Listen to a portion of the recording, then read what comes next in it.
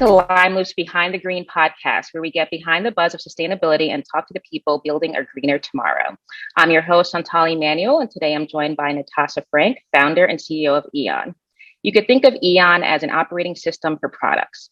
EON enables brands to create and manage item-level digital identities for billions of products, driving customer sales and services, new applications, and connections to a network of pre-integrated partners across the industry. Thank you so much for joining us today. Thank you so much. This is exciting. Of course. Yeah, I feel like I have to do a disclaimer, kind of like when you listen to NPR and they're like, Facebook is a financial backer. So my disclaimer that I have been following Natasha very closely since we met back in 2018 and a huge fan of EON and what you're building. And it's one of those, I'm just kind of like begging the team. I'm like, does this podcast make sense now? Does it make sense now? And so I'm really glad we were able to make this work. Me too. We have mutually been following each other when you kicked my butt in the Green Biz competition. So it's been amazing. Thank you. Appreciate that. So I love to start these conversations. I know the path for founders tend to be the most interesting and windy roads out there. So I'd love to kind of know about life before EON and kind of what brought you here. Yeah, life before EON. Let's see.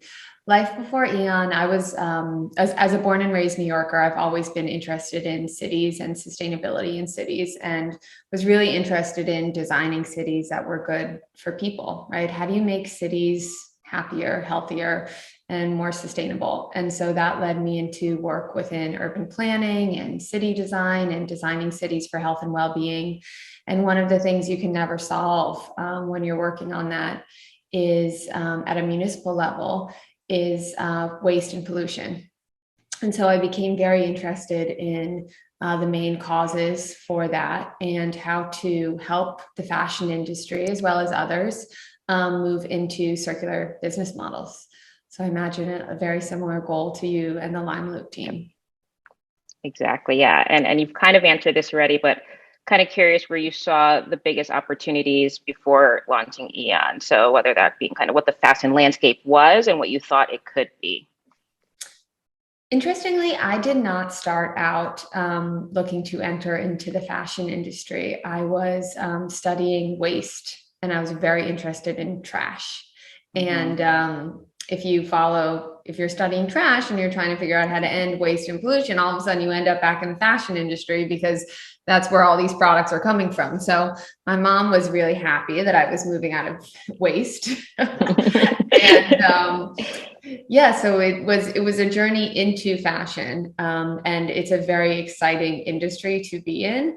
And it's exciting because the industry is really embracing circular business model transformation right now. And mainly in large part, as I'm sure you're seeing through Limeloop, this change in customer behavior and interest from customers in participating in new business models like resale and circular packaging and all of those new services that enable more sustainable and more profitable engagement with the brand.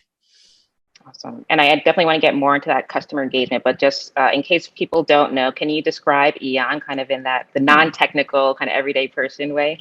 Yeah. So in some ways, I guess the simplest way to think about it is the barcode for the circular economy from a sustainability perspective, right? Today, we have billions and billions of products that are produced every single year. And those products are produced and sold and lost. And it's very hard to start to manage those products through a circular business model like resale, rental, recycling, if you can't ID the products and materials. So what EON does is we give every single physical item, my shirt, your shirt, a digital ID. And so that comes in the form of some embedded identifier, let's say a QR code or an NFC chip, such that now when the customer scans it, they can instantly resell through the brand, right? Or they could request a return label. They could request a Limeloop label. They could instantly, and in addition, it's not just the customer who scans the product, it's the reseller. The reseller can scan the product and ID it and authenticate it. Right now, it takes them hours to ID a product, right? Resale is not scalable because they can't ID these products.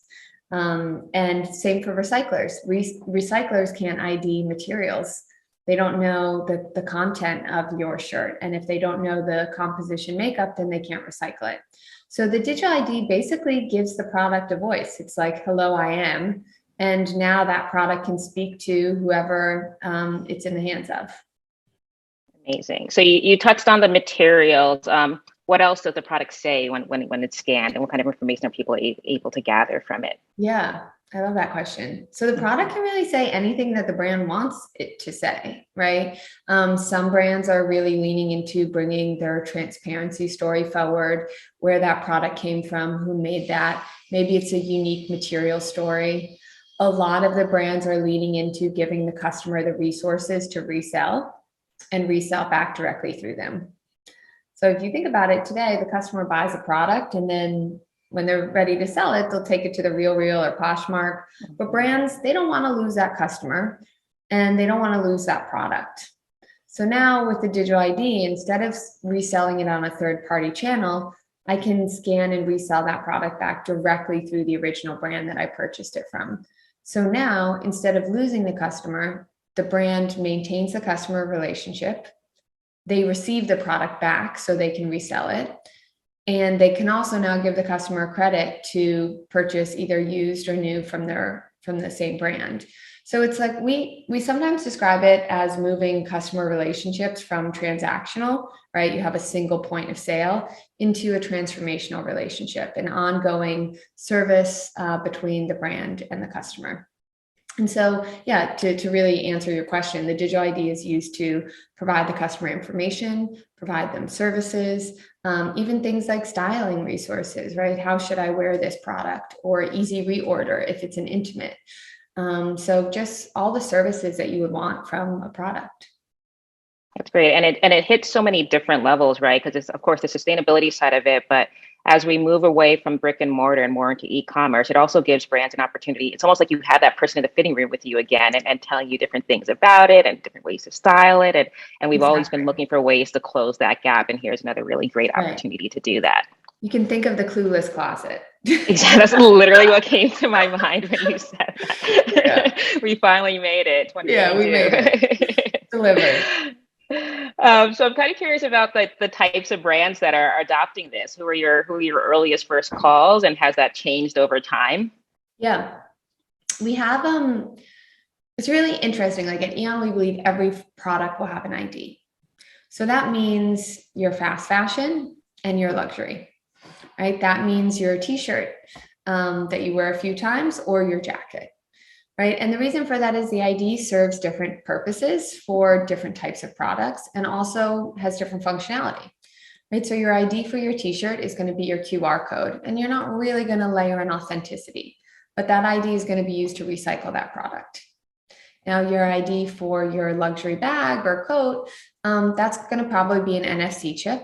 That's going to layer in authentication, and that will be used for resale. So one ID, sort of infinite possibilities and different functionality. So it's very exciting to see the scale at which this will drive impact, because it's becoming a new normal, right? Like the barcode.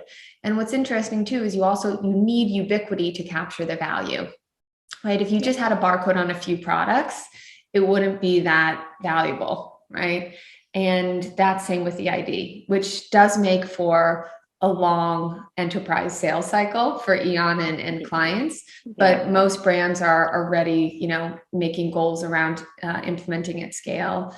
We just stewarded a commitment from brands like Chloe, Brunello Cucinelli, Stella McCartney, Gabriella Hearst, who's already actually implemented across all her products, and a few more to implement digital ID across all products by 2025.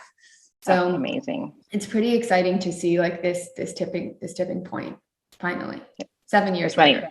Yeah, the tipping point was exactly what's coming to my mind, because we talk about the same way that there's going to be a point where you can't be the company that's still using single-use packaging. We kind of remind that this is the same thing. Like you'll get to the point where you go to the store and you see a shirt without a barcode, and you're like, wait, I can't find out more information about this, like it will Right. become that tipping point of you can't be on the other side of it anymore. So I love that you're pushing that forward.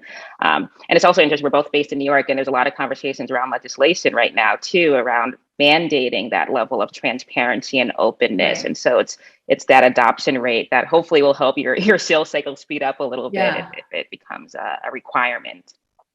Cool. And so this conversation around transparency has really seemed to shift in mainstream lately, right? It's, as we talked about, it's becoming a part of it, and spending power and the decision going behind it.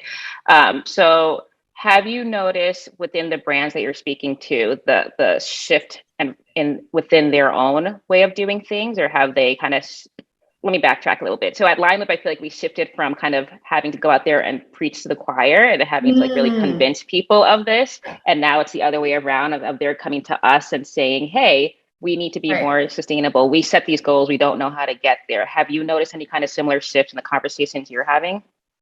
That's first of all, that's so interesting that you've seen that tip at Lime Loop. And I can only imagine because as a consumer, packaging is so visible, right? You just Exactly. see it and you feel angry at the brand, right? So I can really imagine you having the customer as a huge advocate. Um, Definitely. I think we've seen that too.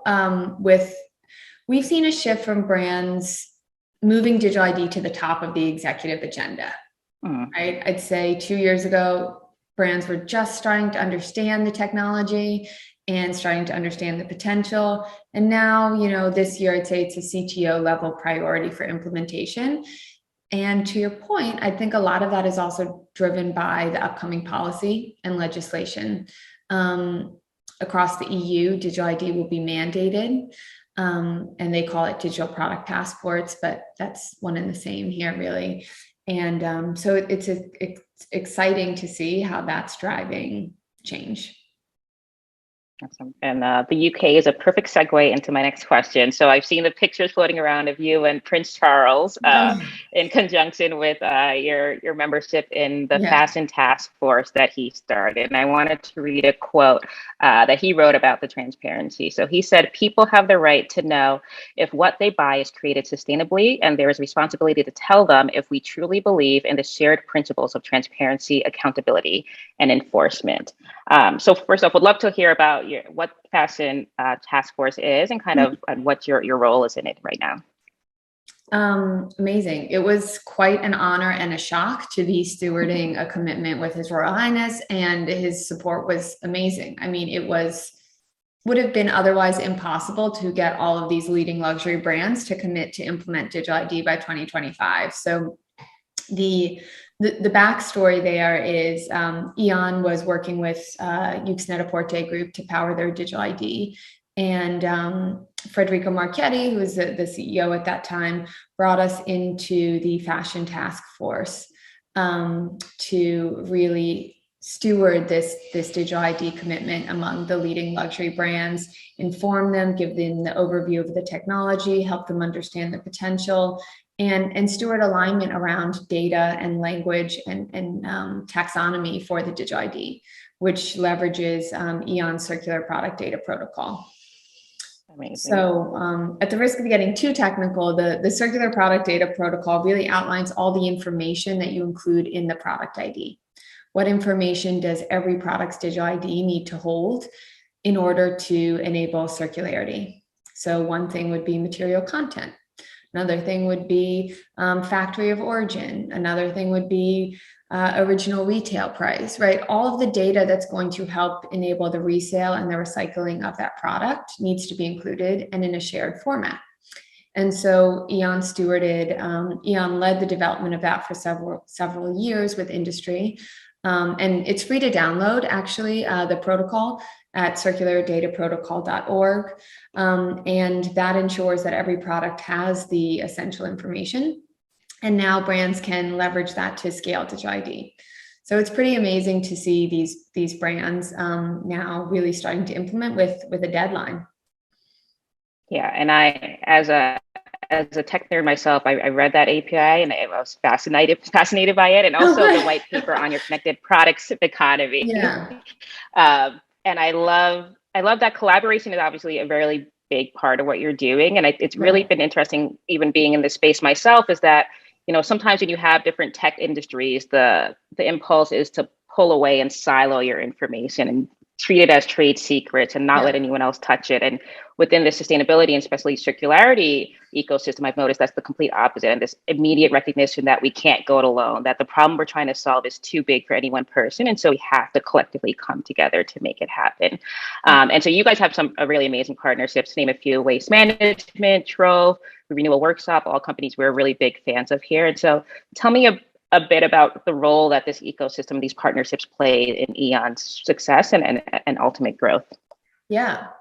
So, I mean, it just really, the data sharing for us is the fundamental, as I imagine for Lime Loop too, the fundamental of creating the system, right? Exactly. So like most of the technology today in fashion retail is really a silo, right? You have the point of sale application, you have the production application, and EON was trying to say, okay, well, we need something that connects all those vertical silos in a horizontal way to enable the communication between all those players, right? Your reseller now needs information, your customer needs information, your recycler needs information. And so the protocol was really about enabling that communication. And that's exactly why EON decided to make it open and public and available for any brand and partner to use, because we want to enable that communication, because that's like the key to the systems unlock. And if everyone was starting to use Lime Loop and those products could be identified and moved through the system, that's, I think, what we're lacking, right? The interconnectivity between the management of assets across their entire life cycle. I love that. Yeah, and we've had that discussion a lot around at Lime Loop. Our packaging is already in the stream, so it makes a lot of sense for us to follow through. And what we question now is kind of getting the step lower, like what's inside the package, what's that product. And I love the idea of EON kind of bridging that gap between the packaging and what's going on inside of it, That's which interesting. actually leads us Yeah. the conversation around the connected products economy, which I feel like is a perfect segue. This idea of like, what does it mean to bring everyone at the table together? So we'd love to hear how you describe that. I recommend anyone go and read that white paper. It's actually really fascinating and really amazing to see kind of the different, Yeah. again, showing my nerdom that I really enjoy white papers. But again, that collaboration, the bigger picture, is what it really is. So would love to describe that. Thank you. You release a 70-page white paper and you're like, is anybody there? So it's really nice to hear that you enjoyed it. It was really exciting. I mean, and the partners really came into play for that. Like, I think a lot of brands don't understand the information gaps that circular partners have. They don't understand how hard it is for resellers to ID and manage billions of unique items without so much as a barcode. They don't understand how hard it is for recyclers to sort and separate and then get those materials to the right recycling partner, right? Because you have sorters and you have recyclers, right? How are these products all moving across? And what information do they need? So the white paper was really about giving voice to all those circular economy partners and explaining how their input was used to form the protocol, because it was those circular partners that informed exactly the data that we outlined in the protocol. They said, this is the form that we need the data in. These are the data fields that we need to perform our job functions. And what EON did is we went back to the brands and we said, we've worked for several years with these circular partners. We understand what data they need. Now we need to go back to you to say, where do you have that data? Because a lot of the data they already have today, it's just lost in association to the physical product, right? It sits in an Excel sheet somewhere, but that means the data is not accessible to the reseller or recycler, and it's not in this product. So what EON did then was we built the tech that enabled us to put that data into the cloud, such that now anyone can call down on that data. the reseller, the recycler, the customer. So it's really, just a big system for circular communication. Perfect. And it lends so nicely into the conversation that you have around not just the mind shift around sustainability, but the need for fashion to have a mind shift in the way that they measure success, right? And you talk about how historically success is the amount of items sold, right? And a lot of fashion is driven that way. Let's have new items every season. Let's push people to come back into the stores and buy new things. Right. Have you noticed a shift into this alternative? First of all, can you describe what that alternative universe is, where we're not pushing new clothes every season, right, and how you see that transformation happening? Well, I imagine that it's very similar to the business model of Lime Loop and the economics that you have to prove, which is that one container used multiple times is better than one container that's then thrown away, right? So you have the use economics of it for you, and we're trying to do that same thing for brands and their products, right? Like proving to these large brands, because the business model of fashion, as you eloquently pointed out, is that brands have to make more products to make more money. And so they can't really ever be sustainable if that's the business model, because the business does need to grow, right? It does need to continue to thrive. And so basically with the product ID, what we're seeing is that brands can actually increase the profitability of each product, right? If they resell that product 2 or 3 times, that could actually be more profitable than making a new shirt.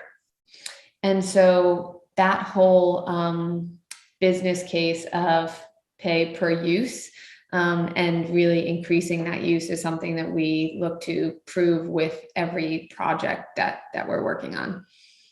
And something that I think the sustainability community really has to keep in mind with every new endeavor is how can the value of the sustainability investments be captured, in more places? Yeah, we talk about that a lot, the need for sustainability, not just to be a nice to have, but a need, mm-hmm, and actually show the benefit of making those shifts in any given area, because without that, the adoption is just not going to be there. Right. And how many uses for you guys does the Lime Loop bag go through until it's... So we're at 200 uses right now. Oh, yeah. So we do have those conversations of like, yes, there might be an upfront cost that's more than what you're used to for packaging, but you're able to amortize that off. And so our customers can see anywhere from 20 to 60% savings on packaging based on that. But it does require that, of course, that mind shift. That mindset shift. Yeah, exactly. And what that means. And it's interesting, even from a branding experience. So we do offer, modular branding. But what I always like to remind people is like, the very fact that you made this shift is a huge statement for your brand already, right? To your point, the package is the first thing that you see at the doorstep. Yeah. And we have this missed opportunity to make that a delightful and amazing and sustainable experience for the customers, as the same with you as well. Right. No, I'm angry when I get packaging. I'm like, oh yeah. I'm like emailing. Now I should just send your website in my replies. Appreciate that. Yeah. So we talk about like, you guys spend so much money on branding and unboxing experiences, but you're basically trying to undo the initial feeling that person had by receiving that box in the first place.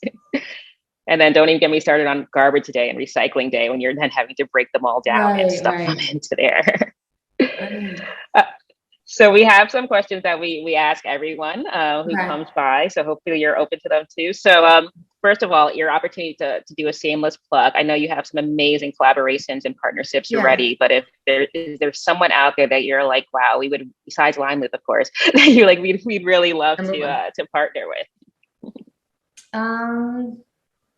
We're really excited to partner with very big brands because we believe that they have the most opportunity for like change and impact, as well as really small brands who are innovating new ways of engaging with the customer, new service models, exactly like you guys. I think one of our favorite partners is 4 Days, right? The subscription t-shirt, right? They're really like reinventing not just the physical product, but the whole business model and the use case. 4 Days is a subscription t-shirt company. So we're excited about those that have problems and are looking for large solutions, and also like the innovators that are rethinking systems. We like systems at EON. Yeah, we get a lot of reach outs from people who are just starting retail companies and are rooting it in sustainability from the very beginning, which is such a beautiful transition to see. So completely understand that. While we do work with the large companies, and it's really fun to tackle those struggles of changing a system, but really exciting to see that the next generation is starting from the ground up with that mentality in place as well. So what gets you most excited about work these days? Team. We are, EON has been many years like a solo endeavor, right? Or like one or two other people, like a little bit isolating. And after, I guess, 6 years at this point, we're really growing. And it's just amazing to see what happens when people take pieces of the business and build them. Like we are just, the solutions become so much more powerful. The reach is so much, larger. Like we can start to connect data in all these different ways. And so it's really just kind of amazing to be in a growth stage, and very excited for that. And then having everybody meet and this whole new like expansive phase, it's interesting. Yeah, I can relate. We've been growing the Line Loop team, and it's this amazing feeling at the end of the day when things get done that you didn't have to do yourself. Like, someone like wait a minute. Yeah, and it's also like everybody does it better than I did it. Exactly. Like I was doing marketing and product and this, and then I'm like, wait, now, but also it's confusing as a founder because you're like, wait, what am I supposed to do now? Like I can no longer go into the website and edit it, which is how I used to spend my Saturdays. If I did that now, it'd be like, this is so ugly and unacceptable. So it's like I have to find my own new route. Yeah, it always comes. There's always an endless list too. So similar to that, kind of on the flip side, what keeps you up at night? What's the 2 a.m. thought that's running through your brain? I think the space that we're in is really like a winner takes all market, right? The value is in the network effects of the ID. The value is in building the marketplace where digital IDs are accessed and exchanged. And so for us, this is a critical moment. We have a unique vision around leveraging the product ID for circularity, and we want to scale that. So it's an important moment, but also exciting. And I think with the team, we will do that. Yeah, I have every confidence that you'll be the team to do it. So we have a lot of folks who listen who are entrepreneurs or want to get into sustainable space. So would love to hear your number one piece of advice for someone breaking into the industry. Got it. I caution from giving advice to anyone. Because I think there's always the next wave, right? Like when I was getting advice from people of the other generation, it was this one thing. And I was like, I think I'm going to go this way. So, but I think for me, the most important thing was continuing to uncover, right? Like many times I thought I had the idea right. And then I went one level deeper and one level deeper. And so, EON was always like unfolding before me. It was never finished. It was always small, kind of seeing it one way and then seeing it another way and continuing to question. And 1% improvements every day, right? Like I was changing the deck every day a little bit, or changing this every day a little bit. And slowly that started to, be into a very big change. So those were the things that worked for me. At least I love that framing. Yeah, because I feel like we talk about it in terms of pivoting, which has this like negative connotation of like completely changing 90 degrees, but it's really about continuing to be open to new information and assessing that information and making little changes throughout. So important. So let's fast forward just 10 years down the line. EON has all the boxes of goals that it's wanted to achieve. What does the world look like different? Yeah, we sort of see this world where all of these products are stewarded, right? We had this expression in the report that you so kindly read, called like the lost products economy. And we feel that all of these products and materials and resources are just lost. Like we don't steward them. And so I think in our vision, all these simple products become intelligent assets and are stewarded through a circular and sustainable life cycle. Amazing. I love that. So I'm sure everyone listening wants to know how to get involved with EON, how to support it, how to shop with products that are leveraging it. So what are the best ways that people can get involved? Yeah. Well, if you're a brand, the best way is to start IDing your products. And if you're a customer, we have a section of projects on our website, and we are always, working with brands. And I'm sure those brands would love to hear from you and your experience with the product ID. I think we're finding it very impactful for how customers are demanding transparency. Customers are participating in new business models like resale. All of those customer behaviors are driving and pulling EON's growth, because when brands see those behaviors, they invest in EON. So I would say keep just making the right choices where you can. Love that. Love that. Cannot wait to see EON at a barcode near me soon. Thank you so much for taking the time. This conversation was everything I've been dreaming about. So really appreciate it. And thank you. Thank you. This is really fun. Thank you.